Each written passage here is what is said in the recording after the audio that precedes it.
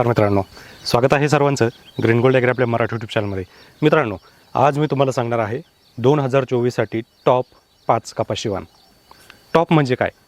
म्हणजे तुम्हाला रेग्युलर जे वाण तुम्हाला नेहमीच पाहायला मिळतात ते नाही. 2023मध्ये ज्या शेतकऱ्यांनी जास्तीत जास्त उत्पादन घेतलं असे 5 वाण.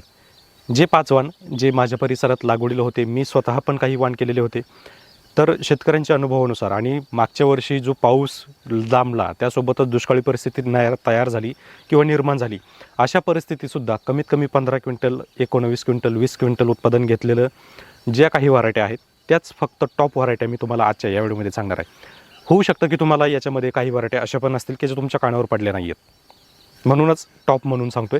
कारण 2023मध्ये जर दुष्काळी परिस्थितीमध्ये जर 15 ते 18, 19, 20 क्विंटलपर्यंत उत्पादन देऊ शकतात, तर त्या व्हरायट्या तुम्हाला चांगल्या मोसममध्ये चांगलं उत्पादन देऊ शकतात.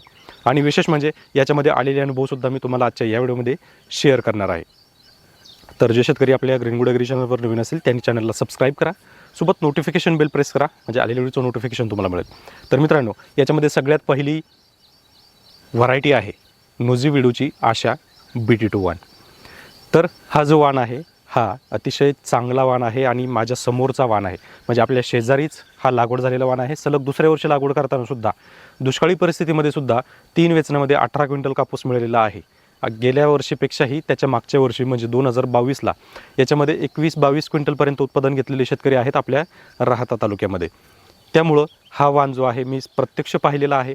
रसशोषक किडींना अतिशय कमी बळी पडणारा हा वाण आहे. याच्यामध्ये जर तुम्ही खत व्यवस्थापन जर थोडंसं चांगल्या प्रमाणात जर केलं, कारण ज्या शेतकऱ्यांनी हा वाण केला तर त्यांनी खूप जास्त म्हणजे व्यवस्थित किंवा आपलं जे रुटीनमधलं जे खत व्यवस्थापन आहे ते केलेलं नाही आहे. आपलं फक्त रेग्युलर शेतकरी एखादं किंवा 1-2 खत व्यवस्थापन करतात, ज्याच्यामध्ये DAP, युरिया अशा पद्धतीचं खत व्यवस्थापन केलं तर सेम तेच केलेलं आहे. जास्त काही किंवा मॅग्नेशियम सल्फेट किंवा वेळोवेळी फवारणी हे काही जास्त दिलेलं नाही. जसा वेळ मिळेल किंवा जसं झाडावर काहीतरी प्रादुर्भाव दिसेल अशा प्रमाणात फवारण्या, म्हणजे 2 ते 3 फवारण्या आणि 2 खत व्यवस्थापन असं केलेलं असताना सुद्धा 18 क्विंटल कापूस हा मिळालेला आहे. तर या वाणाचं वैशिष्ट्य जर पाहिलं तर साधारणतः 27 ते 29 mm धागा याचा मिळतो. आणि जिनिंग पर्सेंटेजमध्ये जर विचार केला तर जवळजवळ 30 ते 35% जिनिंग पर्सेंटेज याला मिळतं. धागा मीडियम साईजचा आहे, त्यामुळं आपल्याला रेग्युलर जो मार्केटमध्ये भाव मिळतो तोच भाव या वाणालासुद्धा मिळतो. जे पेऱ्याचं अंतर आहे हे पेऱ्याचं अंतर मला थोडंसं या वाणामध्ये जास्त वाटलं, पण बोंड टपोरं येतं आणि कापूससुद्धा वजनाला चांगला मिळतो. त्यामुळं ॲव्हरेज जे आहे चांगल्या प्रमाणात मिळतं. 15 क्विंटल, 17 क्विंटल, 18 क्विंटल बागायती वाणामध्ये आरामशीर तुम्हाला मिळून जाईल.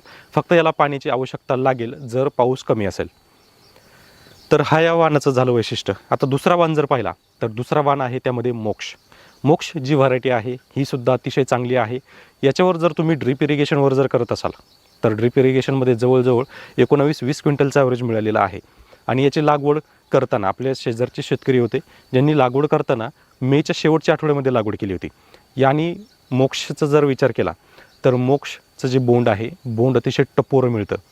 टपोऱ्या बोंडामुळे वजनसुद्धा चांगलं मिळतं. सरकीची संख्यासुद्धा चांगली असते. साधारण 8 ते 9पर्यंत सरकी संख्या एका बोंडामध्ये आपल्याला पाहायला मिळते, त्यामुळं वजनसुद्धा चांगल्या प्रमाणात मिळतं. धाग्याचा जर विचार केला तर साधारणतः 25 mm पासून 29 mm पर्यंत याचा धागा मिळतो, म्हणजेच हा सुद्धा मीडियम धाग्यामध्ये आढळून येतो. तसंच या वाणावर सुद्धा रसशोषक किडींचा प्रादुर्भाव किंवा इतर रोग जो आहे हा सहसा पाहायला मिळत नाही. वेळोवेळी जर फवारणी असतील तर हा वाणसुद्धा अतिशय चांगला आहे आणि टॉपमध्ये हा वाण येतो. तिसरा वाण जो आहे, तिसरा वाण सगळ्याच शेतकऱ्यांना माहिती आहे, फेवरेट आहे आणि खूप नावाजलेला आहे. तो म्हणजे तुलसीचा कबड्डी. कबड्डी आपल्या नगर जिल्ह्यामध्ये थोडासा कमी लागतो, पण नगर जिल्हा सोडता मराठवाडा असेल किंवा विदर्भ असेल या ठिकाणी खूप जास्त प्रमाणात लावला जातो. हा वाणसुद्धा अतिशय चांगला आहे. 15-16 क्विंटलपर्यंत निघालेला आहे. या वाणामध्ये उत्पन्न जरी कमी असलं तरीसुद्धा वातावरणाच्या विरुद्ध किंवा जे काही कीड येते किंवा इतर समस्या जाणवतात त्या समस्यामध्ये सगळ्यात टफ हा वाण आहे कबड्डी. कबड्डीमध्ये बऱ्याच वेगवेगळ्या वातावरणामध्ये जर अनुभव घेतला तर तुमच्या हे लक्षात येईल की जास्त पाऊस जरी पडला तरी कबड्डी वाण हा रोगाला थोडा प्रतिकारक्षम आहे. म्हणजे याच्यावर रोग लवकर येत नाही किंवा लाल्या रोग असेल किंवा ज्याला आपण म्हणतो जमीन उपळल्यानंतर कपाशी जळते, त्यामध्ये सुद्धा याचं प्रमाण खूप कमी आहे. त्यासोबतच जर पाणी कमी असेल तर बऱ्याच वेळा आपल्याकडे काय होतं की उत्पादन कमी मिळतं, पण तिथेसुद्धा कबड्डी टॉपला आहे. कारण तिथंसुद्धा कबड्डी चांगल्या प्रकारे उत्पादन देऊन जातो. म्हणजे वातावरण खूप जास्त बिघडलं असेल, म्हणजे खूप जास्त पाऊस जरी असेल किंवा दुष्काळ परिस्थिती तयार जरी झाली तरी याच्यामध्ये तुम्हाला चांगल्यात चांगलं उत्पादन हा वाण देऊन जातो. त्यानंतर चौथा वाण आहे. हा वाणसुद्धा जवळपास सगळ्या शेतकऱ्यांना माहिती आहे आणि गेल्या वर्षी हा वाण शेतकऱ्यांनी 1200 रुपयाला घेतला होता. तर हा वाण आहे US सीड्सचा US 7067.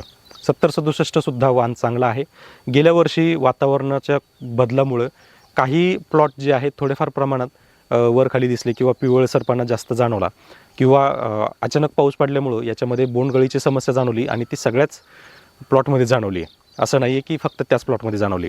त्यामुळं रेग्युलरिटीमध्ये जर विचार केला तर हा वाणसुद्धा अतिशय चांगला आहे. वातावरण जर बिघडलं तर थोड्याफार प्रमाणात पातेगळ जी आहे ही समस्या जाणवू शकते. पण उत्पादनासाठी हा वाणसुद्धा अतिशय चांगला आहे. 12-13 क्विंटल, 15 क्विंटल, 17 क्विंटलपर्यंत उत्पादन घेतलेले शेतकरी आहेत. तर यामुळे तुम्हीसुद्धा हा वाण नक्कीच लावू शकता. बागायती आणि जिरायती दोन्हीमध्ये हा वाण सक्सेस आहे. फक्त याच्यामध्ये तुमच्याकडे जर पाणी असेल तर नक्कीच तुम्हाला 4 ते 5 क्विंटल उत्पादन हे जास्त मिळेल.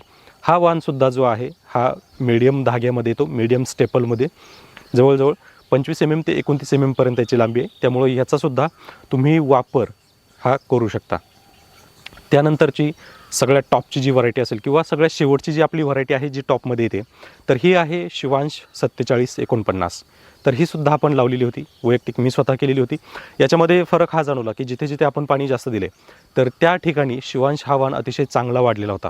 म्हणजे तुम्हाला जर बागायती वाण करायचं असेल, तुमच्याकडे जर पाण्याची उपलब्धता असेल तर शिवांश 4749 हा वाणसुद्धा तुम्ही लावू शकता.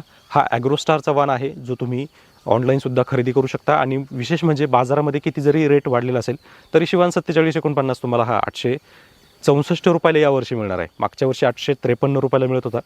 11 रुपयाची वाढ झाल्यामुळं आता तो 864 रुपयाला तुम्हाला मिळेल.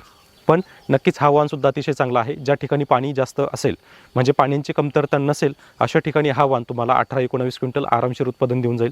कैऱ्यांची संख्या जी होती आपल्याकडं जवळजवळ 120 पर्यंत कैऱ्यांची संख्या होती आणि बोंडसुद्धा टपोरं चांगलं होतं. पण लक्षात ठेवा हा वाण तुम्ही जिरायतीमध्ये लावू शकत नाही. हा माझा वैयक्तिक अनुभव आहे. तुम्हाला कोणी काही क्लेम करत असेल तरी मी माझ्या वैयक्तिक अनुभवानुसार सांगतोय. ज्या ठिकाणी पाणी कमी होतं किंवा ज्या ठिकाणी पाणी गेलं नाही अशा ठिकाणी जवळजवळ 70-80 बोंड मला लागले. पण ज्या ठिकाणी पाणी जास्त होतं त्या ठिकाणी 100-110 पर्यंत बोंड लागली आणि ती बोंड वाढलीसुद्धा. विशेष म्हणजे जर पाणी व्यवस्थित असेल तर या वाणावर सुद्धा रसशोषक कीड असेल किंवा इतर कीड असेल किंवा बुरशी असेल यांचा मारासुद्धा लवकर होत नाही. आणि हा वाण जो आहे हा US 7067चाच वाण आहे. त्यामुळं तुम्ही दोन्ही वाणापैकी हा लावू शकता.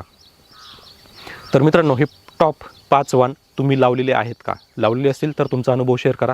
तुम्हाला जिरायतीमध्ये किती उत्पादन मिळालं, त्यासोबतच बागायतीमध्ये किती उत्पादन मिळालं हे कमेंट करून अजिबात विसरू नका. आणि नक्की सांगा की तुम्हाला या 5 वाणापैकी कोणता वाण बेस्ट वाटला आणि त्याच्यामध्ये तुम्हाला काय काय समस्या येत असतील तर त्यासुद्धा नक्की कमेंटमध्ये कळवा की जेणेकरून शेतकऱ्यांनासुद्धा त्याचे पॉईंट्स कळतील. पॉझिटिव्ह असेल, निगेटिव्ह असेल किंवा इतर काही असेल.